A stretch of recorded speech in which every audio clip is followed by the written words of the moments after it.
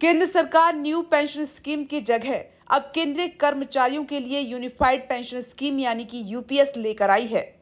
केंद्रीय मंत्री अश्विनी वैष्णव ने शनिवार 24 अगस्त को इसकी जानकारी दी।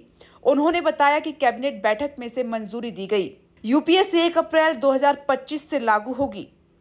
यूपीएस से 23 लाख केंद्रीय कर्मचारियों को फायदा होगा। कर्मचारियों के पास यूपीएस या एनपीएस में से कोई भी पेंशन स्कीम चुनने का ऑप्शन रहेगा। राज्य सरकार चाहे तो वे भी इसे अपना सकती हैं। अगर राज्य के कर्मचारी शामिल होते हैं तो करीब 90 लाख कर्मचारियों को इससे फायदा होगा। यूपीएस की 5 बड़ी बातें सबसे पहले आपको बताते हैं। पेंशन कर्मचारी को रिटायरमेंट से पहले के 12 महीने की बेसिक सैलरी के औसत का 50% एश्योर्ड पेंशन के रूप में मिलेगा। किसी ने अगर 25 साल काम किया है तो उसे यह पेंशन मिलेगी। 25 साल से कम और 10 साल से ज्यादा तो कम होगी।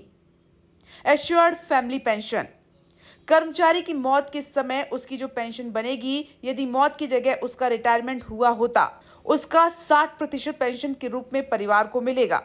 एश्योर्ड मिनिमम पेंशन कम से कम 10 साल की सर्विस पूरी होने पर एश्योर्ड मिनिमम पेंशन 10,000 रुपए महीना होगी। महंगाई के साथ ये आज की तारीख में करीब 15,000 रुपए होगी। इन तीनों पेंशन पर महंगाई के हिसाब से डीआर का पैसा मिलेगा, जो all India consumer price index for industrial workers पर आधारित होगा। सरकार हर कर्मचारी को उसकी 6 महीने की नौकरी पूरी करने पर इन महीनों की उसकी सैलरी और डीए मिलाकर उसका 10% पैसा रिटायरमेंट के बाद लमसम अमाउंट के तौर पर देगी। न्यू पेंशन स्कीम से कैसे अलग है यूपीएस, आइए आपको बताते हैं। यूपीएस पूरी तरह कॉन्ट्रीब्यूटरी फंडेड स्कीम है। मतलब इसमें भी कर्मचारियों को एनपीएस की तरह बेसिक सैलरी प्लस डीए का 10% कंट्रीब्यूट करना पड़ेगा, जबकि old pension scheme unfunded contributory scheme थी। इसमें कर्मचारियों को किसी भी तरह का कंट्रीब्यूशन नहीं करना होता था। सरकार का यह कहना है कि एनपीएस की तरह इसे बाजार के भरोसे न छोड़कर फिक्स पेंशन की एश्योरिटी दी है। यूपीएस में ओपीएस और एनपीएस दोनों के लाभ शामिल हैं। एनपीएस में कर्मचारी को अपनी बेसिक सैलरी प्लस डीए का 10% हिस्सा कंट्रीब्यूट करना होता है और सरकार 14% देती है।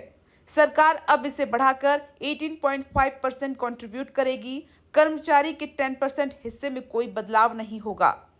वहीं सरकार की तरफ से यह भी कहा गया कि एनपीएस के तहत 2004 से अब तक रिटायर हो चुके और अब से मार्च 2025 तक रिटायर होने वाले कर्मचारियों को भी इसका फायदा मिलेगा।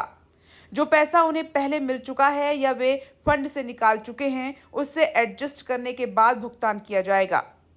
सरकार की तरफ से कंट्रीब्यूशन 14% से 18.5% बढ़ाए जाने पर पहले साल 6,250 करोड़ रुपए का अतिरिक्त खर्च आएगा। ये खर्च साल दर साल बढ़ता रहेगा। Bureau report, India truth.